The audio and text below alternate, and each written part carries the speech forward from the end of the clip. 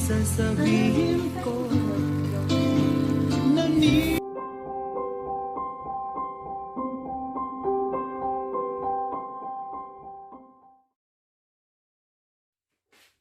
Hi guys! Welcome back! Dito lang po sa kusina ni Tita Ching. Ngayong gabi po ay magluluto po tayo ng pepper chicken stir fry.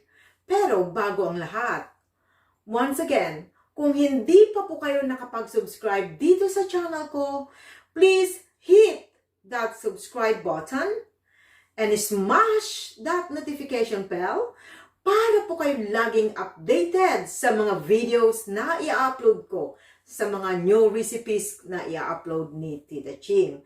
Ayan, so, ngayon, umpisahan na po natin ang ating procedure sa ating pepper chicken stir fry. Ipapakilala ko na po sa inyo ang ating mga ingredients, yung unang part ng ingredients natin. Okay, so ito na po yung marinating ingredients natin. So, ang una po natin gagawin ay ima-marinate po natin itong ating breast chicken. So, ang meron po ako dito is ito po yung sesame oil. Ayan naman po yung light soy sauce, minced garlic, at saka ground black pepper. So, for the exact measurement guys, please click the description box below. Right, so ang gagawin natin is just mix. I-mix natin itong lahat na ingredients ito. And then let it stand for at least 15 minutes. Okay, so ilagay na po natin yung ating light soy sauce. Yan. So, pagsama-samahin lang natin, guys. Yan. Yung ating minced garlic. Ito yung ating ground black pepper. At ang ating sesame oil. Yan. So, we'll just mix them together.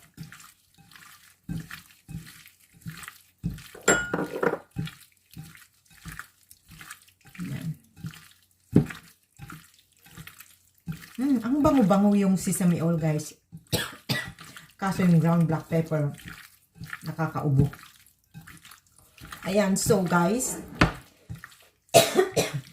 Sorry. So, mix na mabuti. Ating lang ng itatabi. What will I do is cover them with a cling film. At tapos, ilalagay ko siya muna sa fridge for about 15 minutes. Para lang ma-absorb yung mga ating mga ingredients there, spices. Okay? Yung breast chicken, guys, ay hiniwa-hiwa ko lang ng cubes. Yan. So, takpan lang muna natin. Yan. And then, ilalagay ko na po sa aking fridge for about 15 guys. So, ito na po yung mga ingredients for stir frying. Ayan. So, we got there. Ayan. Meron po tayo dyan rice wine, light soy sauce, oyster sauce, corn flour, of course, mga panggisa, thinly sliced ginger, minced garlic, and of course, the black pepper. Gagamit din ako, guys, ng 1/2 cup of water. Ayan. So, ang gagawin natin, guys, ay pagsama-samahin lang natin yung mga dapat pagsamasamahin. Okay. Okay, guys. So, tulad ng sinabi ko kanina, pagsamasamahin na natin yung oyster sauce. Ito. Ilagay ko dito sa isang, pagsamasamahin ko sila sa isang lalagyan. Oyster sauce. Isama din natin yung soy sauce. Yan. Kita pa. Yan. At isama din natin, ayan, yung vinegar. I use a rice wine here instead of vinegar. Rice wine is nice. Okay. So, black pepper. Ayan.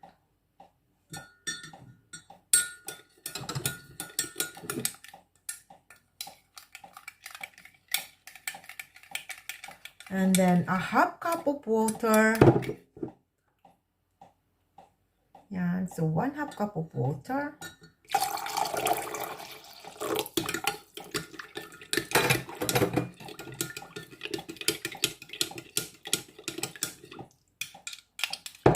And a 1 tablespoon of cornstarch. Ayan.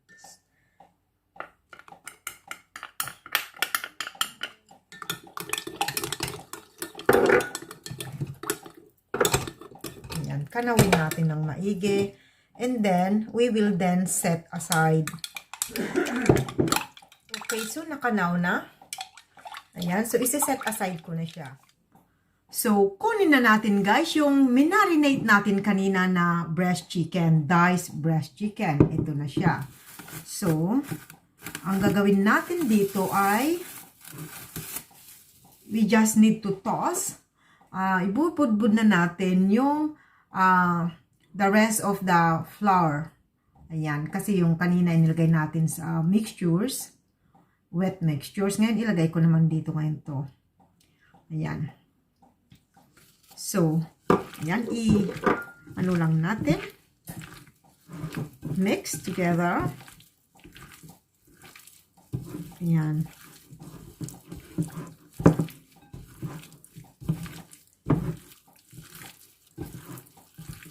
Okay.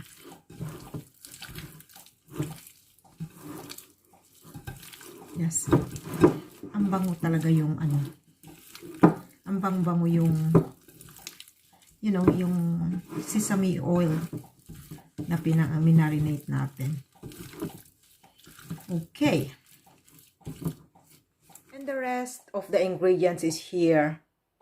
Yeah, so I have there the 1 onions, large onion, chop lang siya. Red bell pepper, green bell pepper, and of course the finely chopped ginger and the minced garlic. Yan. Okay guys, so ilalagay na natin yung ating chicken. Ayan, so it should be on a high heat our pan. Naka-high heat yan. And then it should be 3 minutes each side.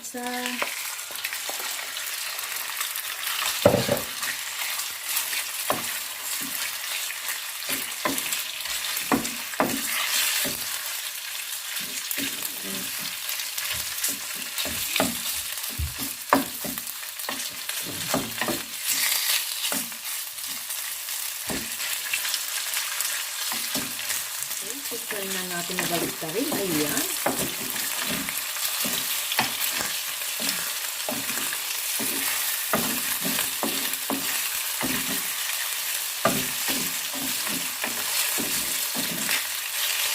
Okay, so kapag once na even na ang pagka brown, i-set aside na natin.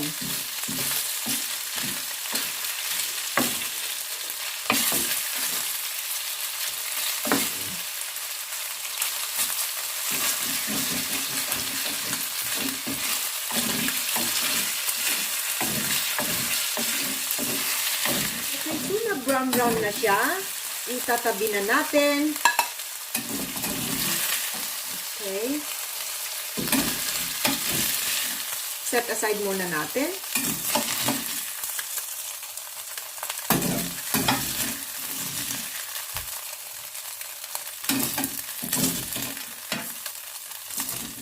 Okay, so lalagyan ulit natin ng yung natitirang 1 tablespoon ng oil.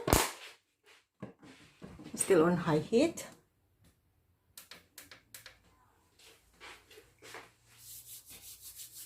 And then,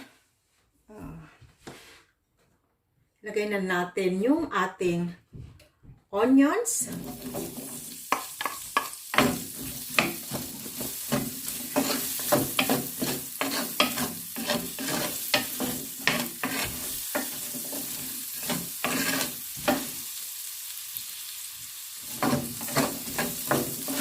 Just put them together just quickly.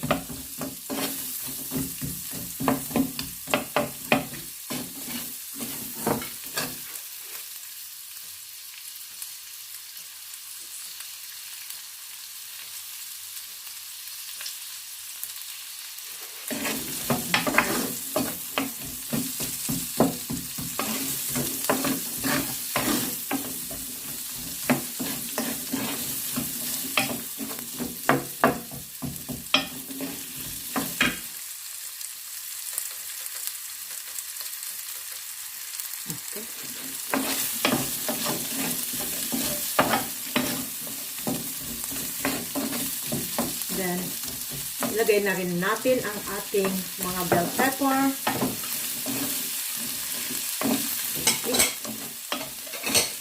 Quickly gisa lang a minute or two.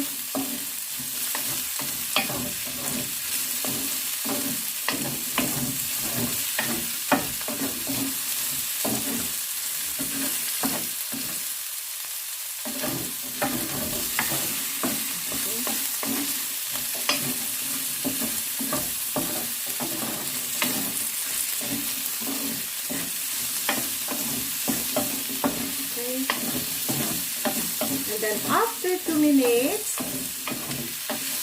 ilalagay na natin ang ating, itotos natin yung ating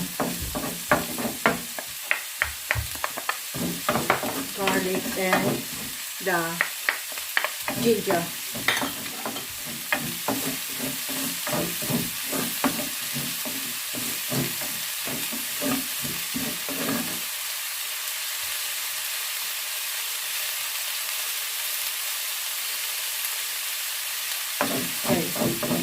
Just another minute for that.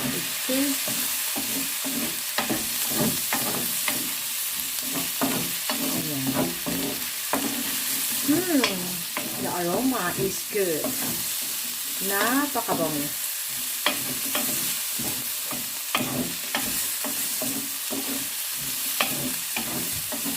Now, ilagay na po natin yung ating chicken. Yan, balik na natin yung chicken. Ayan. At ilalagay na natin yung ating mixture. Yung hinalo-halo natin kanina.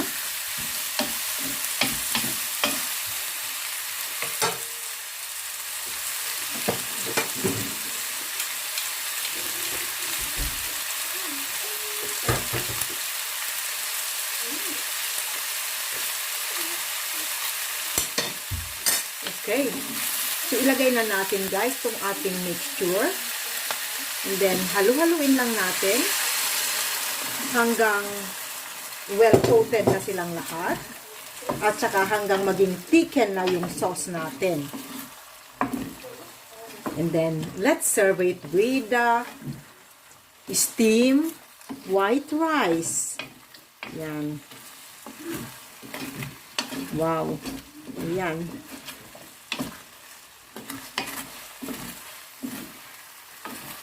Nakiking ano na siya.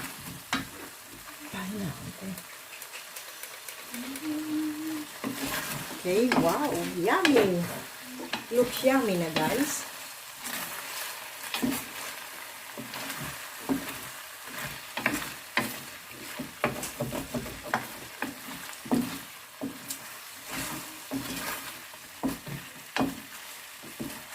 Okay, so takpan ko lang ng 1 minuto, guys. Okay, ayan guys, luto na po ang ating stir fry. Yung ating pepper chicken stir fry. Yan.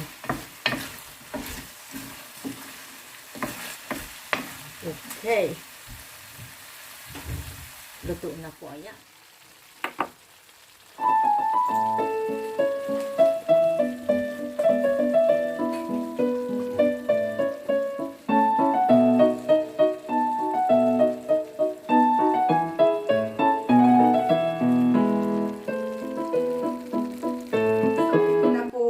Ating pepper chicken stir fry. Yan. Halina kayo guys. Pagsalu-saluhan na natin ang ating stir fry. Pepper chicken stir fry. Yan. Thank you for watching. Oh guys, gusto ko lang i-shout out ang aking newest member. Nagpa-member lang kanina. The Beef Channel. Hi. The Beef Channel. Thank you sa pa-member. At ang ating super chatter na si Lucy Tacuban at saka si Jovelyn Bortanog. See you again tomorrow guys in my next video. Bye. I love you all.